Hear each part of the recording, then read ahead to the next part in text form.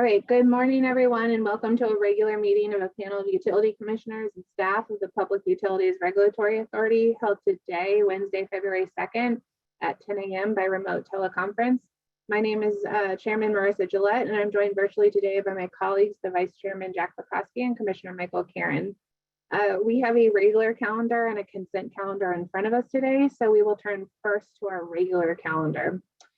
The first item on today's regular calendar is docket number 080101, the sixth reopener, DPUC's review of peaking generation projects, specifically a change of control application by PSEG.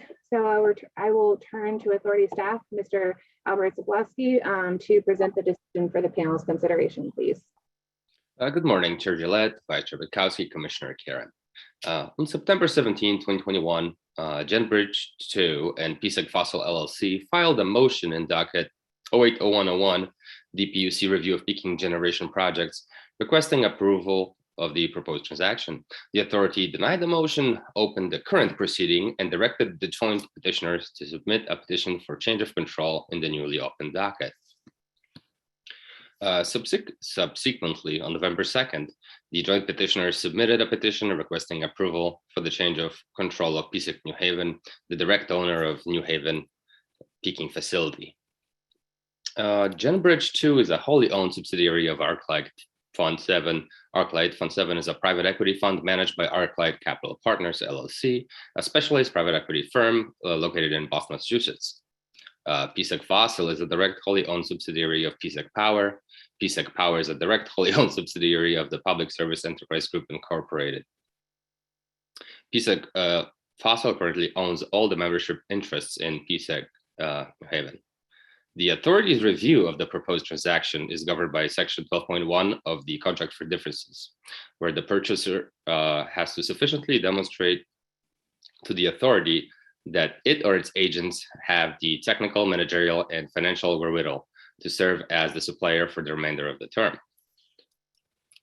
In regards to the most recent AFRR, the annual fixed revenue requirement proceeding, and PSEG's debt to equity ratio, ArcLight confirms that it will continue to maintain the imputed 50-50 debt to equity capital ratio and PSEG's internal cost of debt, as approved by the authority pursuant to PSEG's New Haven's last AFRR proceeding.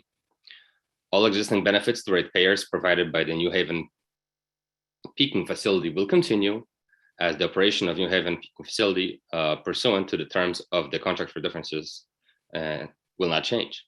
The authority finds that Genbridge 2 and its agents have the requisite technical, managerial, and financial wherewithal to own and operate PSEG New Haven without impairing PSEG New Haven's ability to perform its obligations under the contract.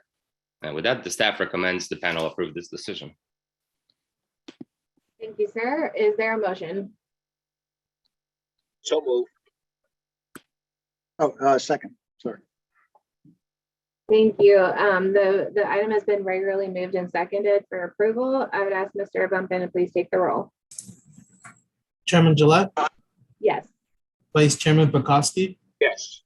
Commissioner Karen, Yes. Thank you. Thank you, Mr. Zablowski. The item has been adopted. Excuse me. We're going to move to the second item on today's regular calendar, docket number 210406. And Commissioner Karen, please. Thank you, Madam Chairman. Madam Chairman, before you is docket number 210406, the application of Celco Partnership doing business as Verizon Wireless for approval of construction plan to install wireless facilities in public right of way, West Hartford, South Main Street, off South Main Street. Madam Chair, the authority had a hearing on August 26th, and also on a light fail exhibit hearing, which was held on November 15th of 2021. Parties to this proceeding were Celco Partnership, Megan Korn of 34 Tungus Road, West Hartford, Dr. Sarah Barzi of 37 Tungus Road, the Office of Education, Outreach, and Enforcement at the authority, the Office of Consumer Counsel, Commissioner Dykes of DEEP, and also the authority recognized the town of West Hartford as an intervener in the proceeding. The utility pole is jointly owned by Connecticut Light and Power and Southern New England Telephone, doing business as Frontier Communications. The authority received objections from Ms. Megan Korn of the adjoining property of 34 Tungus Road, as well as Dr. Sarah Barzee of the adjoining property 37 Tungus Road.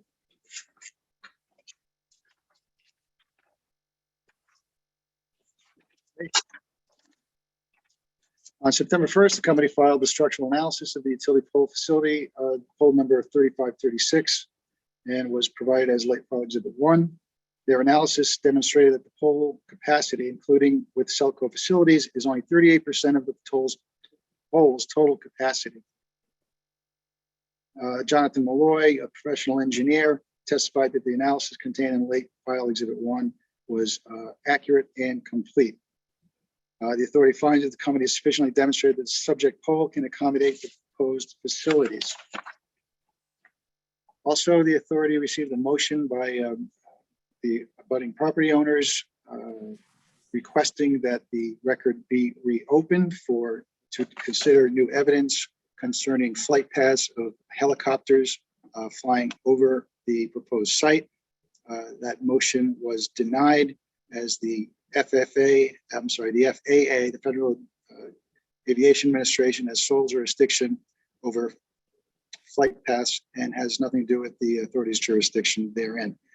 The authority finds that the facility is in the public interest because it increases capacity of the existing telecommunications system provided by Selco to its customers and emergency service providers with enhanced and more reliable telecommunications services, and does not represent a threat to public health or safety.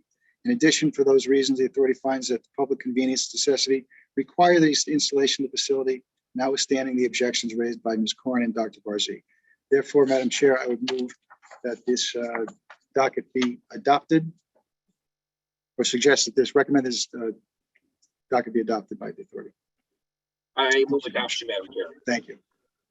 Thank you. I will second. Commissioner Kern? Any questions or comments? Seeing none, let us call the roll. Commissioner Karen, Yes. Chairman Gillette, Yes. Vice Chairman Bukowski, Yes. Madam Chairman, the item passes, and that completes part A of our agenda. Thank you, sir. We will turn next to our consent calendar. We have 6 items on today's consent calendar. I will seek a motion to adopt. Madam Chairman, I would move adoption of today's consent calendar items 1 through 6. Second, Madam Chair. Thank you, gentlemen. That today's consent calendar has been regularly moved and seconded. I would ask Mr. Thumpin to please take the roll. Chairman Gillette, Yes. Vice Chairman Bukowski, Yes. Commissioner Karen, Yes. Thank you. The consent calendar has been adopted in full. That brings us to the end of today's regular meeting agenda. We will adjourn. We will reconvene next Wednesday, February 9th at 10 a.m. by remote teleconference for the next regular meeting of PURA. Thank you and have a great day. Thank you.